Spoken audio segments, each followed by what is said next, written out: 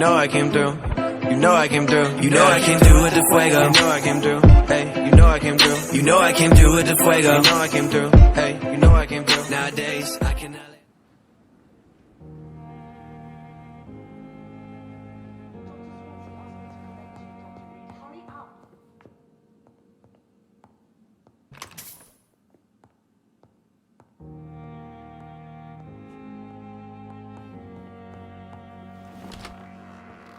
Hurry now, Doctor. It's freezing here.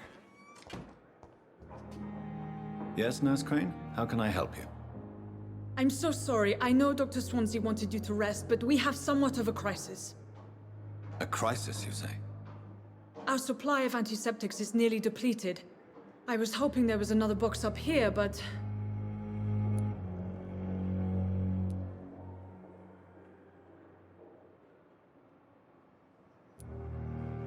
What type of hospital are you running? No antiseptics? You have been away too long, Doctor. With the war and now this epidemic, supplies have been running scarce for months now. I may have a solution. In France, during the war, drugs shortage was a daily problem, and we had to use our wits to overcome the shortages. However do you mean? If combined correctly, certain household chemical products can be used in a pinch instead. Now, where's the hospital storeroom? The storeroom? Fat chance. This is the Pembroke, and space is luxury we don't have. Everything used to be stored in the old morgue. Perhaps I should look there first. Where is this morgue? It's the large building behind the hospital. You'll need to go in the back door because it's been sealed off for sanitary reasons. Take this key. It opens a small back entrance at the end of a narrow street. The abandoned morgue behind the hospital. A small door at the end of a narrow street. On my way then. Thank you, nurse.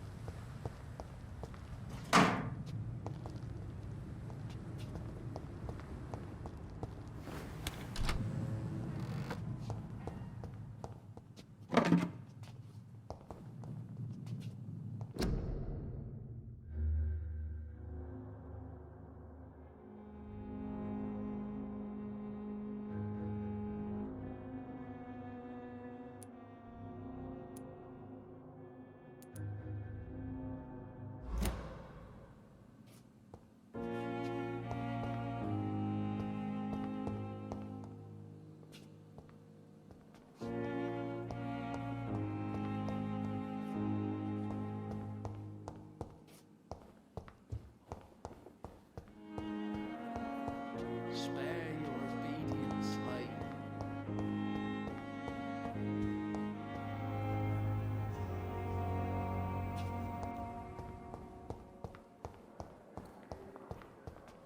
It's locked, all right.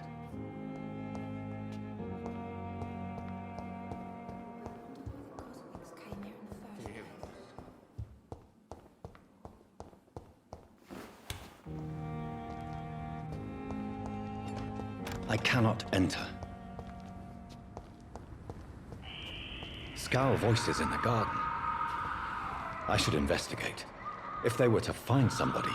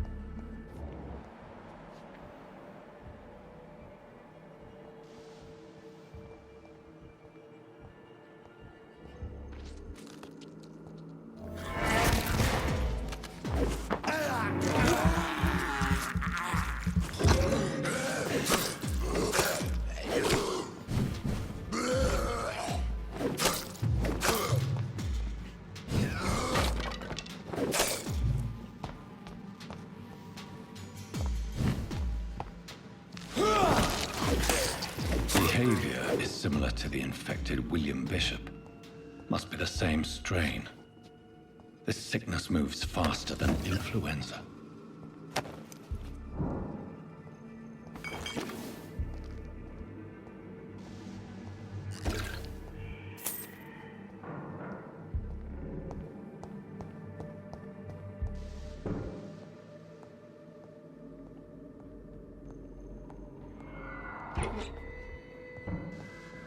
This key will surely grant me access to the basement.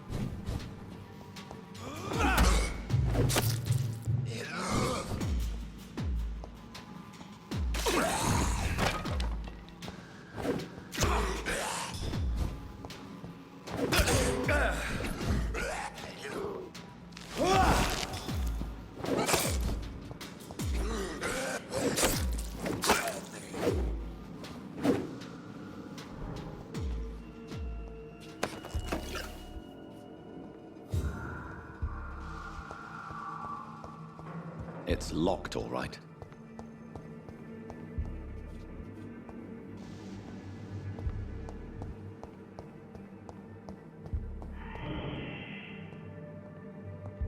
Balls of Mars, fortifiers. As popular as they are ineffective. But they do contain iron tartrate, and that might prove itself useful.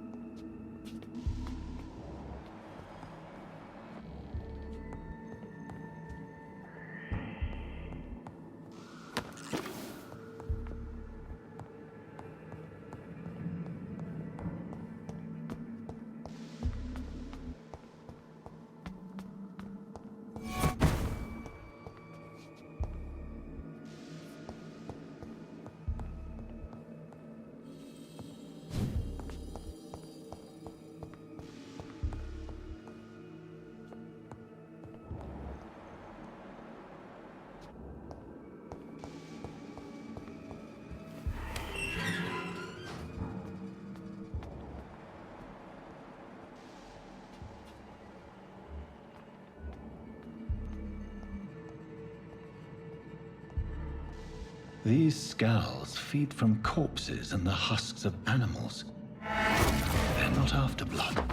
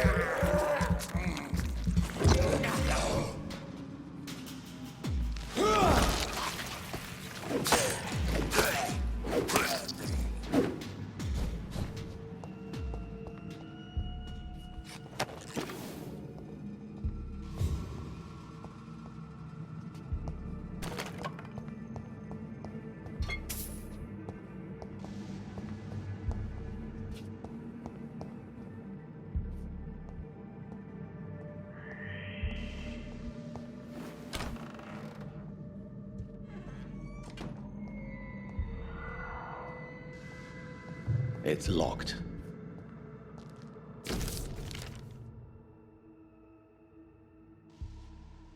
Mr. Connor's injuries don't match the report. I'd better look into this.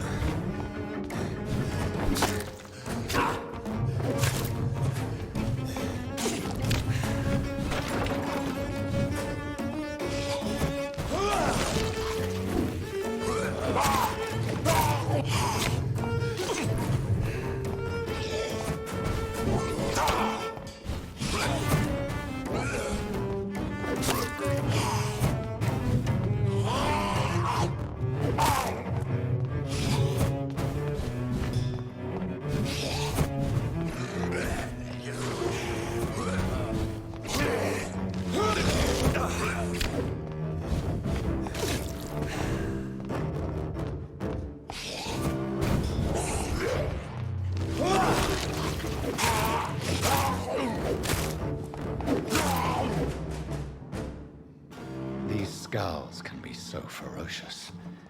I'm not sure I can defeat them without becoming stronger. To drink blood is so tempting.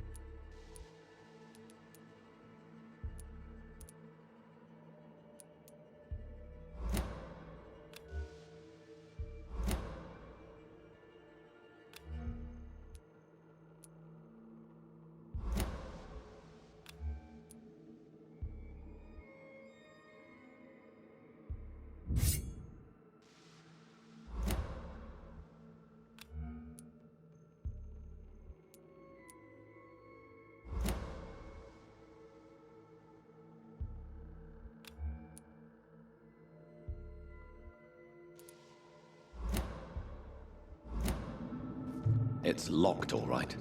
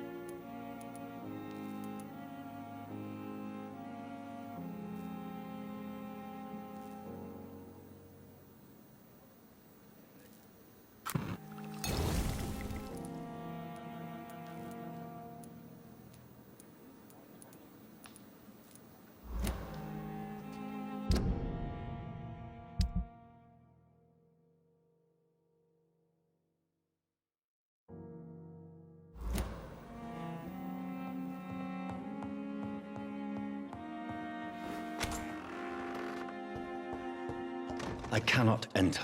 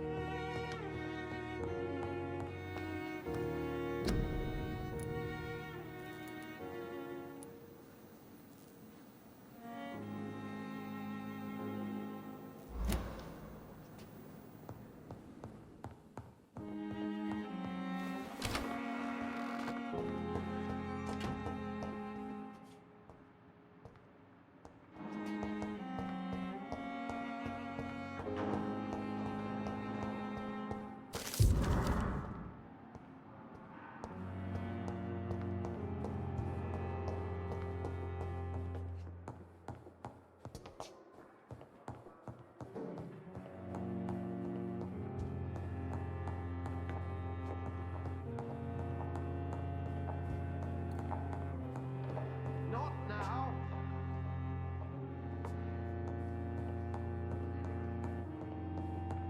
It's locked, all right.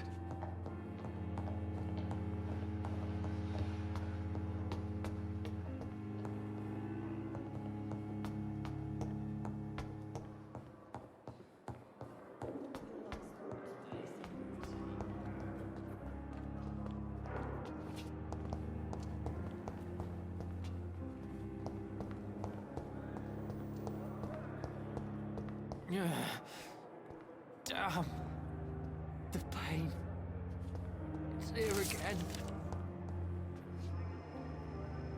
Good evening, miss. I'm Dr. Reid, the new surgeon at the Pembroke Hospital. And who are you? Your name has no meaning to me, mortal. You're nothing but dust blown by the winds of eternity. I beg your pardon? What are you begging for, mortal? My clemency? Well, tonight maybe I'm inclined to mercy. You'll never forget the night you met Thelma Howcroft. You keep calling me mortal. Why is that? And if I'm mortal, what are you? Well, Dr. Reid, if you must know, I'm a vampire. It's here again.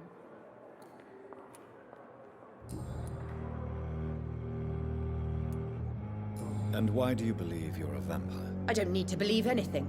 It is what I am. It is what I feel within this hollow shell of flesh.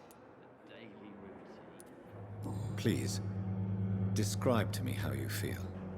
What is it like to be a vampire? I can hear my body crumble from the inside as my flesh cracks and fades. I sense the last pulse of postulant blood within my drying veins. I need new blood. I see. Have you ever heard of Cotard syndrome, Miss Howcroft? Never. It's a mental illness discovered by a French neurologist named Jules Cotard. The affected patients are delusional. They believe that they are putrefying, that they are dead, a ghost or a ghoul, or in your case, a vampire. Delusional, you say? Oh, sad and petty mortal. You can't even begin to understand the concept of immortality. And you think it is I who am delusional.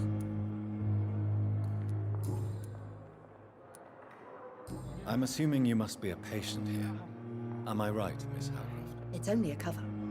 To hide from my enemies. I can leave whenever I want.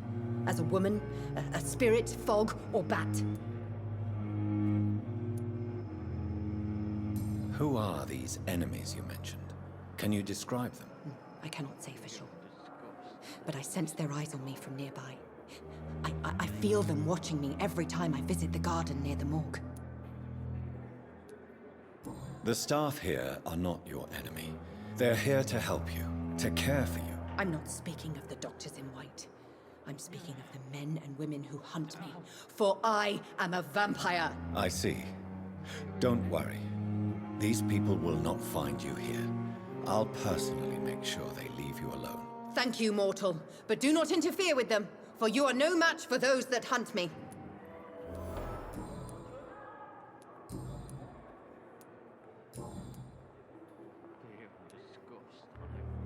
Who are you really, Miss Howcroft?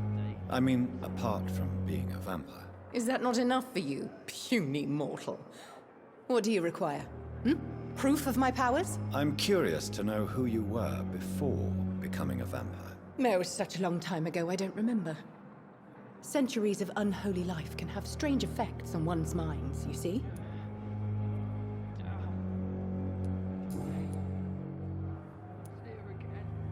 I'll leave you, Mistress of the Dark, to your nocturnal activities. I wonder what your last thoughts would be, sir.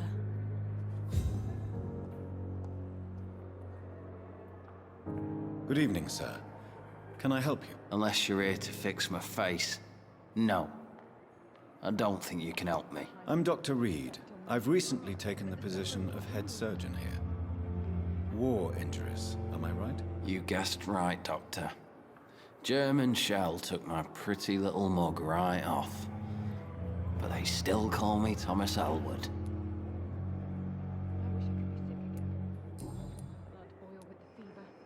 How is your stay with us, Mr. Elwood? Oh, it's bliss. I just escaped death in the trenches to be surrounded again by the moans of the dying. Can I ask you precisely why you're a patient here? It's the pain, sir. The drugs don't work. It just hurts under the scars, if you get my drift.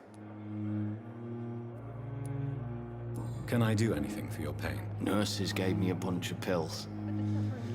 No effect. Told you. It's like the flames are under my skin, burning away. Who is treating you? Is someone in particular looking after your case? Nobody since the old and tired doctor spoke to me. Started to think I was forgotten about. Wouldn't blame you. You don't seem worried by that. My face hurts so much more when I smile or cry. I've learned it's easier not to speak. But be assured I'm smiling inside.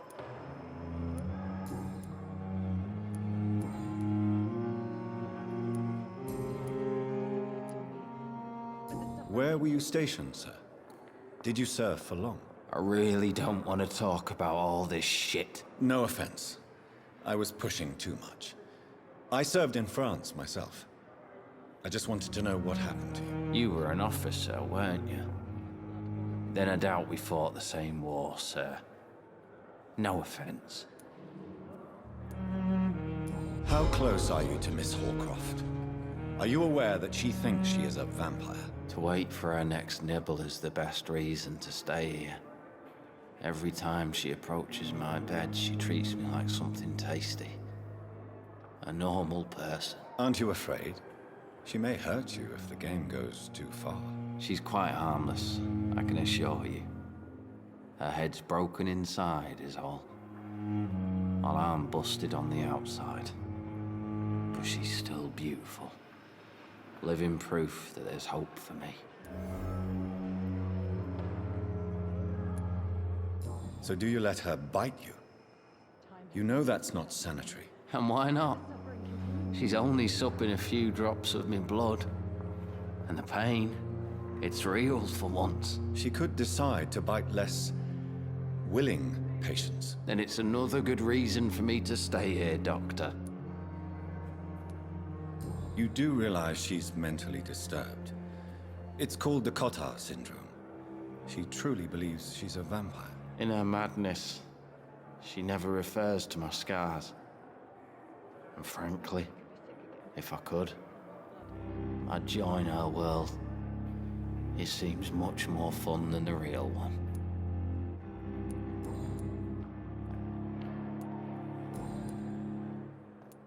Goodbye for now, Mr. Elwood. Fear and disgust on every street corner. The daily routine. Good evening, Miss Hallcroft. How are you tonight? I need blood, Doctor. Warm, rich, vibrant blood. Tell me, Thelma, why do you feel so attached to Mr. Elwood? Why him? I'm not sure, Doctor. I think we have a bond of some sort. We've both suffered so much. He's the only mortal I find interesting.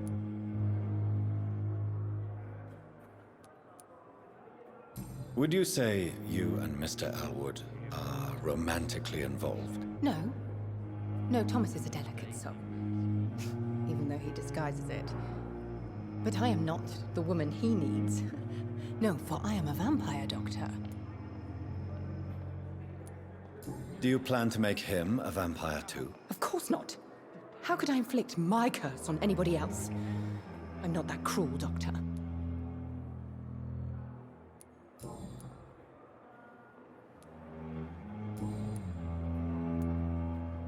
I'll leave you, Mistress of the Dark, to your nocturnal activities. I wonder what your last thoughts would be, sir. Good evening, Mr. Elwood. Evening, Dr. Reid.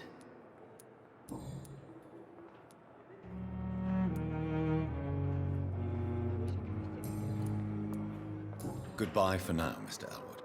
Fear and disgust on every street corner. A daily routine. Good evening, Mr. Hampton. How do you feel? Dr. Reid, is it? Oh, sir, I must apologize for my behavior. What do you mean? I was not myself in the factory. Fear and exhaustion made me say awful things to you, I'm afraid. You remained perfectly nice and polite. A little delirious, perhaps. But who wouldn't be after enduring an abduction? Thank you, Doctor. That's a relief. Now all I need to do is rest and return to my flock.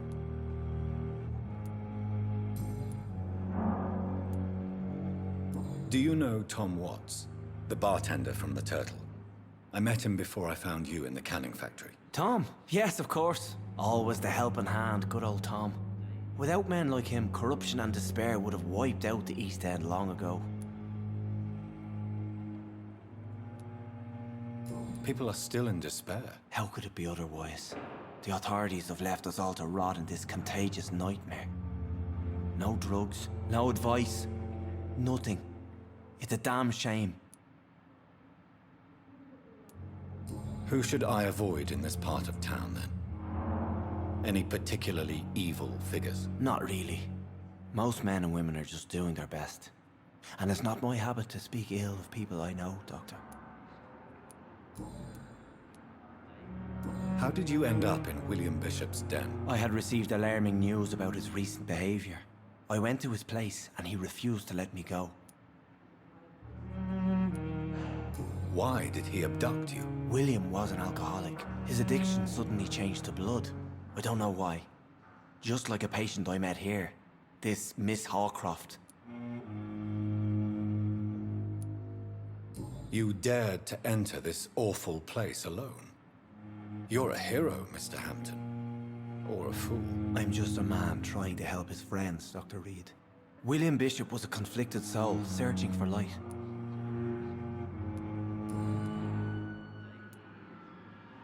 What is the general situation in the East End docks? The situation has always been tough, with a lot of tensions between the gangs and the dockers' trade union. The Wet Boot Boys are very nervous since they lost their leader. Who leads the gang now? Since Clay Cox went missing, it's his wife Edwina who runs the show, with the assistance of her minion, Booth Digby. Has the gang been threatening you? Ah, no. I've had this nickname for so long, you know, the sad saint of the East End. No one dares to bug a saint, not even criminals.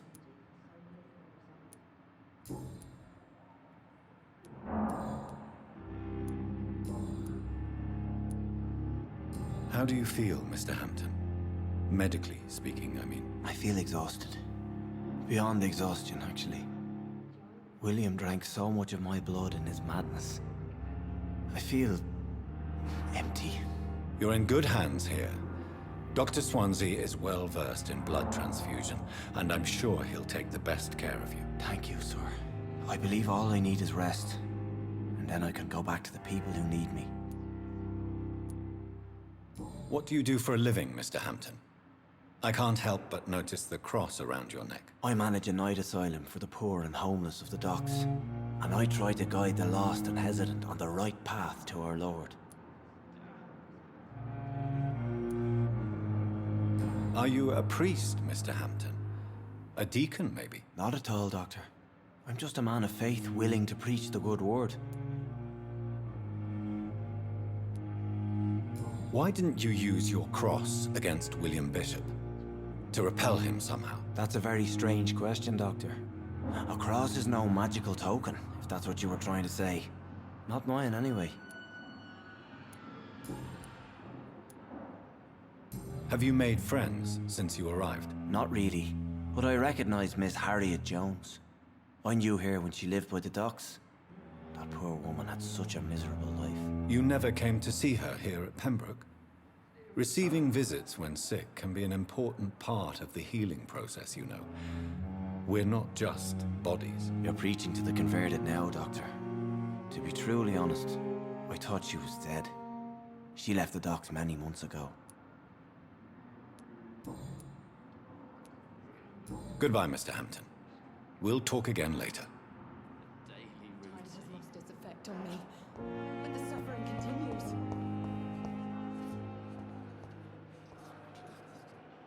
Good evening, nurse. Good evening, Doctor. I don't think we've been introduced yet. My name is Pippa Hawkins. And I'm Dr. Jonathan Reid. Dr. Swansea has recently offered me a position in this hospital. Well, it's a euphemism that your help will be appreciated, Doctor.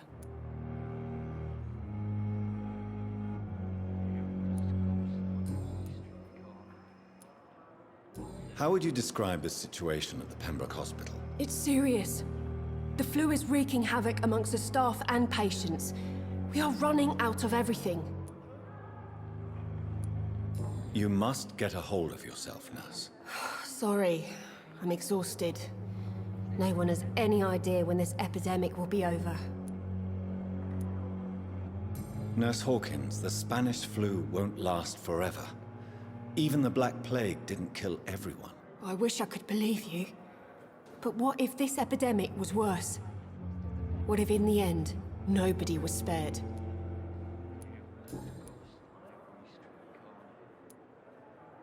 How long have you been a nurse? Well, long enough to see that the epidemic is winning.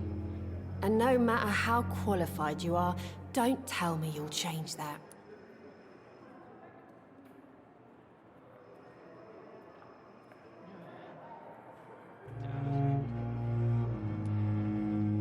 You'd be surprised what dedication can achieve, Nurse Hawkins.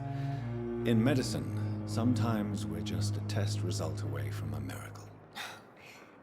Sorry, Doctor. I don't want to sound bitter, but I'm just too tired to give a pep talk like Nurse Brannigan. How is the Pembroke staff coping with the epidemic? Well, not well. Milton, the ambulance driver, is even more grumpy than usual. Especially concerning doctors. Why is Milton grumpy on a daily basis? Is it just an act? Milton's not the kind of man who's bothered about a bad reputation, whether he deserved it or not. Why does Milton dislike doctors? I don't know. Just ask him. But be warned, Milton is not the chatty type.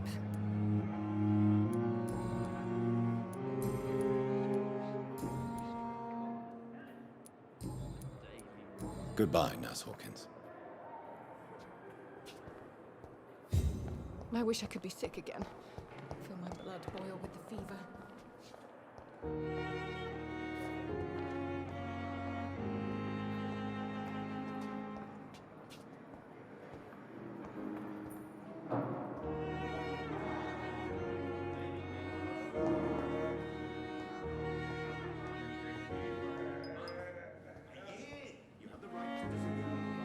Good evening, sir. I'm Dr. Reid.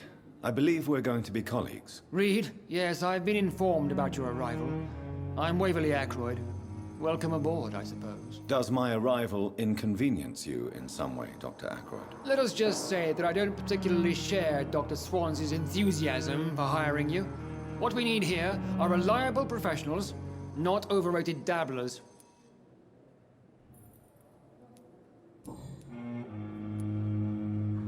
If you have a problem with me, Dr. Ackroyd, please feel free to tell me. Dr. Swansea has imposed your presence on this hospital without asking anyone's advice. The benefit of his position. But I don't agree with it. I know we've never met before, but I believe this hospital could use all the help it can get. You will agree with that, I'm sure. Oh, but I have heard about you, Dr. Reid. Of course, you can't say the same about me, since I have not wasted my time courting the press.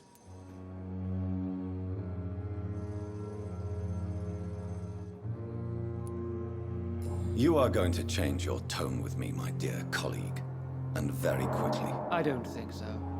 Perhaps you think yourself protected by Dr. Swansea, but I am still a free man, and I will speak to you the way I want. Since your tenure in this hospital is longer than mine, perhaps you can tell me more about this place. Let's just say I'm tired of the carelessness around me. I have always respected the skills of Dr. Swansea, but over time his enthusiasm has become displaced. Carelessness? Exactly what are you talking about? We're here to save lives. The people who trust us are not volunteering for experimentation. They're here to be healed. I don't intend to run any radical experiments, Doctor. Even if I, as any good practitioner should, express an interest in pushing the boundaries of medical research. Modern medical methods were created through audacity and ego. But there are rules in our line of work, and they're here to protect our patients.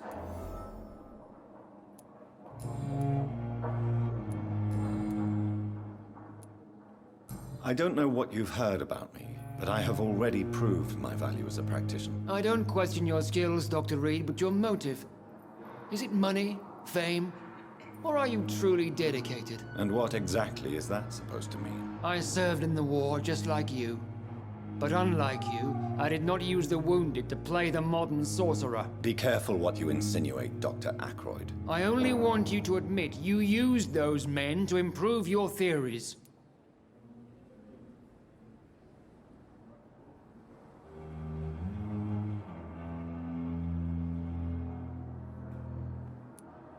This is ridiculous. My blood transfusion technique saved many lives, and you know it. You see? That is exactly what I hate about people like you. You avoid this kind of accusation instead of facing reality. It seems you have bad memories of your military service. I refuse to see this industrial slaughter as scientific progress. War only reveals the worst in men. We can at least agree on something, Dr. Ackroyd. Thank you for your time. We'll talk later.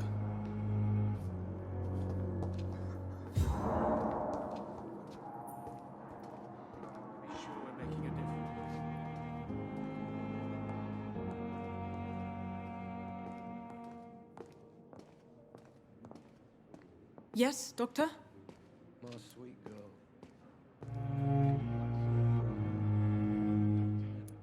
That's all for now, Nurse Crane. Thank you.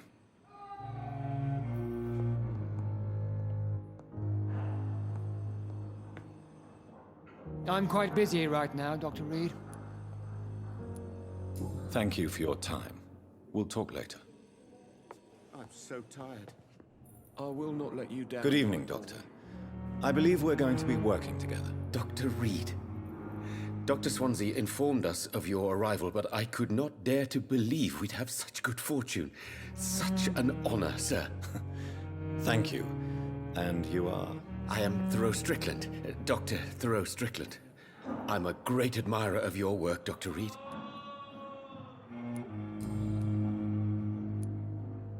What do you think of Dr. Ackroyd's aversion to modern medical methods? It's a shame he's so narrow-minded.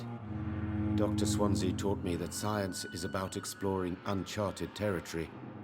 I'm convinced that's true. With the influenza and all that's going on, you should put your differences aside, don't you think? Why is it so difficult to work together? I believe that if Dr. Ackroyd had been the one to discover the transfusion process, he would be the first to recommend its use. So you believe it's just a question of jealousy and pride? Dr. Ackroyd is as proud as he is blinded by his obsolete concept of medical science.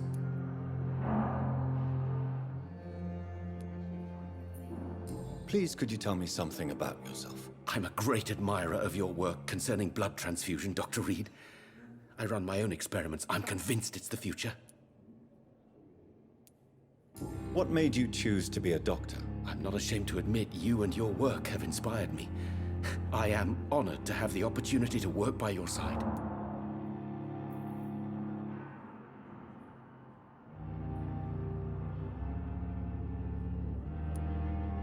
It's always a pleasure to share scientific and medical knowledge with someone eager to learn. I'll be glad to help you if I can. This epidemic may be the century's most terrible disaster, but I'm convinced that we, as doctors, are the only ones able to defeat it. I based my technique on my mentor's research. He helped me perfect my method. What is yours? I'd rather not talk about it. For now, it's just theories and first approach. My process is purely experimental and unsuccessful. As long as you're cautious and methodical, you may remain empty-handed, but you won't fail. You're not the first one to warn me, but I am convinced knowledge is the main weapon against the ravages of this epidemic. What can you tell me about the Pembroke? Well, it has always been an honor to work with Dr. Swansea. But with your arrival, I can't think of a better opportunity to learn about blood transfusion. You seem quite optimistic. It's a rare and precious attitude in these difficult times. I'm convinced that this epidemic is a test of endurance and dedication for us men of science. Questions remain about our capacity to resolve the situation. True. Last summer, during the first wave of the epidemic, I used to joke with Milton about the extra work. We're not smiling now. Do you need help with anything in particular? Well, yes, maybe. I'm waiting for a batch of products I ordered for my personal research, yet my supplier seems to have vanished. Do you want me to play the errand boy for you? Oh no, Dr. Reid. But if you went personally to his shop, what with your reputation and all, he wouldn't dare to refuse the products I need. I see. Well, give me the address, for I may pass by if I have time.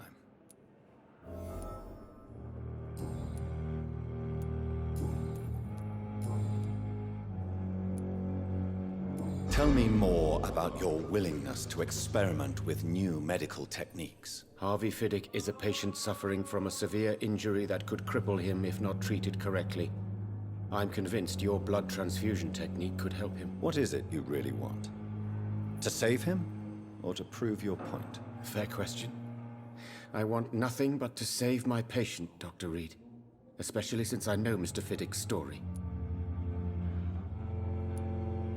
This personal involvement could also appear to be a lack of impartiality. You must know that a good surgeon must remain neutral. I agree. But that does not excuse Dr. Ackroyd's behavior. A man who did not even take time to converse with his patient. Do you think keeping his distance was a mistake? All I know is that I'm taking care of human beings with desires, hopes, and fears. Not some biological machine comprised of blood, bones, and flesh. Tell me Mr. Fiddick's story. Our first diagnosis was compromised because Mr. Fiddick lied to us about the real origin of his injury. He first claimed it was an accident. But why would he hide such crucial information from us? Because he is a proud father, ashamed of putting his children at risk because of his own negligence.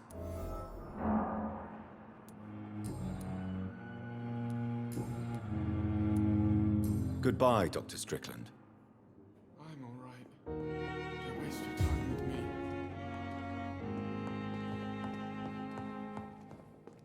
You always knew the words to calm the children, Ellen. As for me, what a blundering idiot.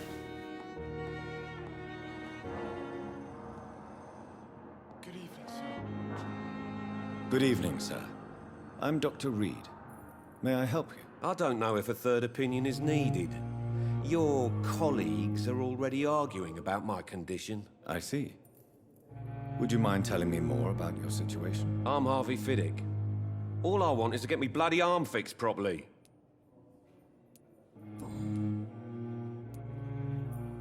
Are you satisfied with your treatment here? Well, it's clear that I've chosen a bad time to be injured. Forgive my bluntness, but you seem overwhelmed by cases of the flu. I won't lie to you about it. I'm afraid we are. Are you sure you don't want to operate yourself, Dr. Reid? I have the feeling you're very capable. And your colleagues seem to think so too. In other circumstances, you would be right. But for now, I don't think I can take on the responsibility. My apologies. Tell me about yourself, Mr. Fiddick. I'm just a regular guy waiting to get his arm fixed, so I can return to work and to my family. I was more curious about what you were doing before being hospitalized. I'm a carpenter, and a good one too. But that means I need both arms to feed my family, Dr. Reid. Tell me about the doctors who are arguing about your case. Strickland and Aykroyd. They both want the best for me, but there's a lot of pride there. Doctors are no different from carpenters, it seems. What do you mean? I often had professional arguments with rivals on a building site. Difference is, I disagreed about wooden nails, not flesh and bones.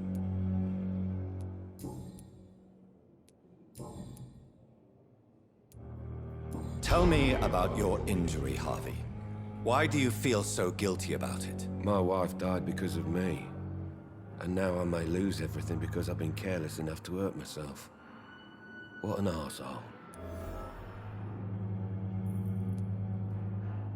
How could your job be responsible for your wife's death? I was working a double. She went out to bring me a hot meal and got caught in a German bomb raid. You can't hold yourself responsible for your injury, Mr. Fiddick. Unless you tried to hurt yourself. Of course I didn't hurt myself. But I can't work until my arm is fixed. My children need to eat, Doctor.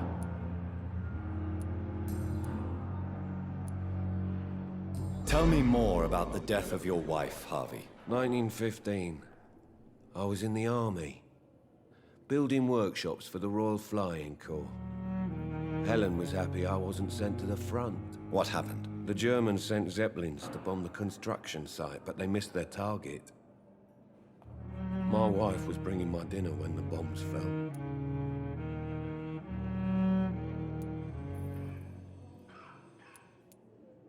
I'm sorry for your loss.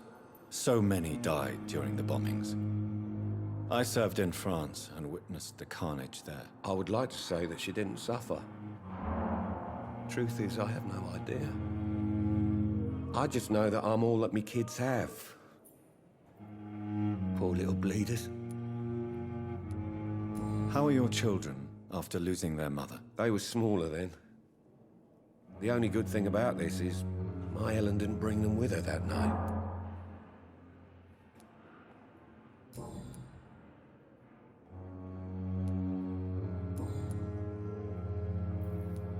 Goodbye for now, Mr. Fiddick. I'll see you later. You always knew the words to calm the children, Helen. As for me, what a blundering idiot.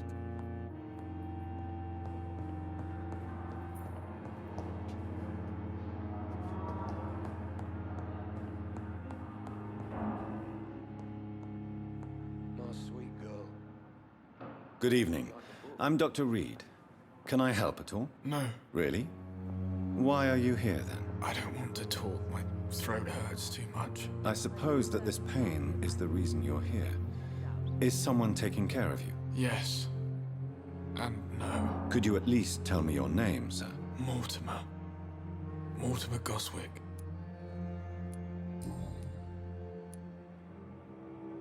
How painful is your throat, Mr. Goswick? So painful I'd rather not talk at all, Doctor. I'm sure you realize a doctor and his patient have to communicate, sir. Would it help if I gave you some paper and a pen? Not really. I see. Then maybe it's not just your throat that hurts, Mr. Goswick. Perhaps your sore throat is just the consequence of something more hurtful. Yes, maybe. But I don't want to talk or even write about it now.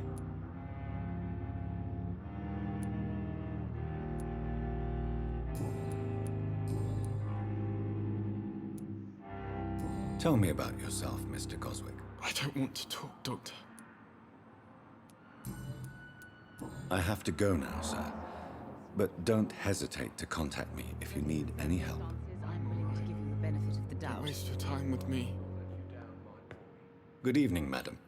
Can I help you? It's my son who needs you, sir. I'm Dr. Jonathan Reid. How can I help your son? I'm Beatrice Goswick, mother of Mortimer Goswick. Could you check on him, please, Dr. Reid? I've heard much of your talents as a physician.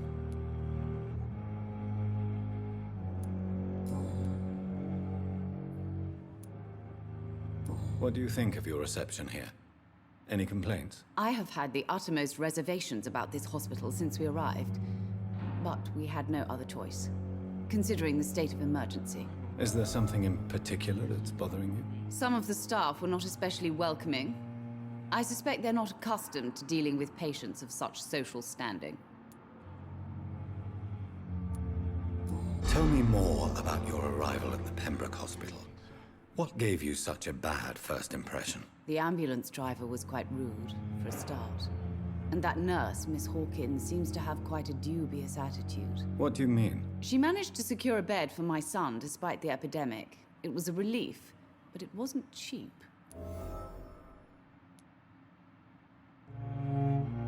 She charged you for a bed? Yes, and I paid without question, considering the urgency of the situation. I share your concern, Mrs. Goswick. Be sure that I'll talk to the people involved. I don't expect compensation, Dr. Reid. But I'm aware such behavior would not be tolerated in other hospitals.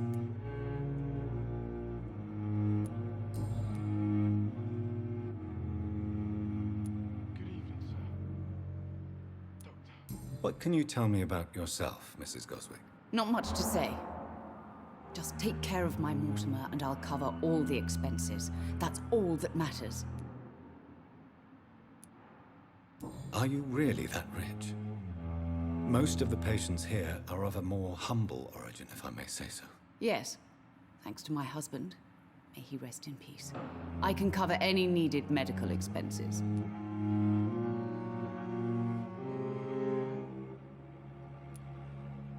May I ask if you have an occupation, Mrs. Goswick? I'm a teacher by profession. I teach young women who are more ambitious about their futures than their families.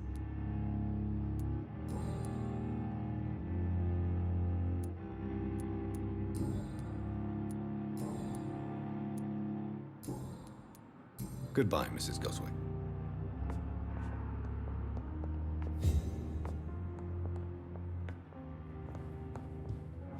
My sweet girl.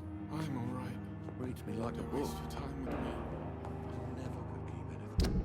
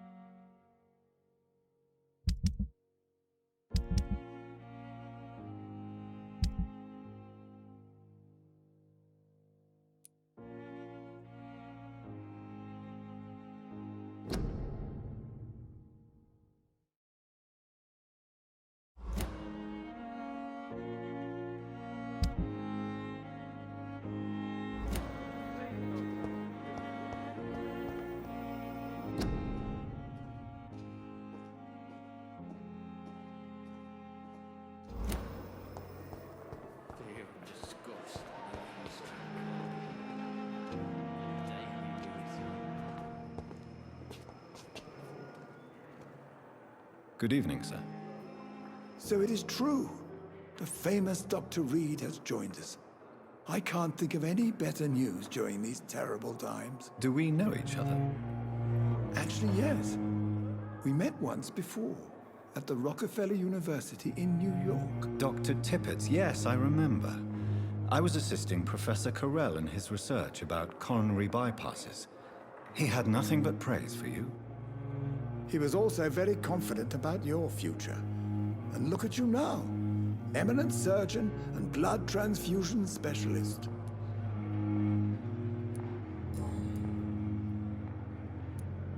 What is the Pembroke Hospital situation? And please, speak freely. This hospital is not exactly the best of London. I'm sure you are used to working in a better environment.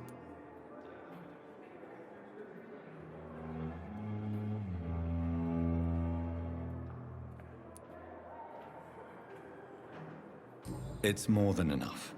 In any case, the personnel of a hospital are much more important to me than the building. Don't be misled by appearances, Dr. Reid.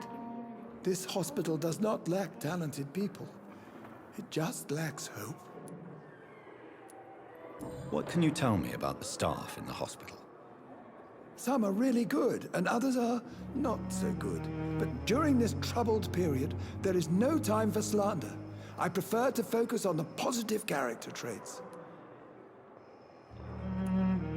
Tell me more about cherished people, then. Nurse Brannigan is a pearl. She is the most helpful and dedicated nurse I've ever worked with. A clever and cheerful woman. You really seem to admire her skills. I'll go even further. If she was a man, she would be a damn fine practitioner. Any opinion about the management? I don't always agree with Dr. Swansea's reserve, but I must admit he does all he can to keep this facility running during this crisis. Ah, yes, the burden of command. I was fed up with this concept while serving as a medical officer. Don't get me wrong. Swansea's a good administrator. I just wish he would get out of his office now and again.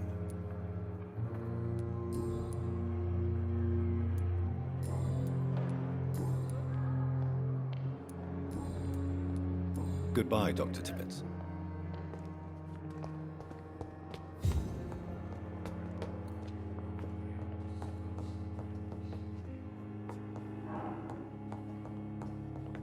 I cannot enter.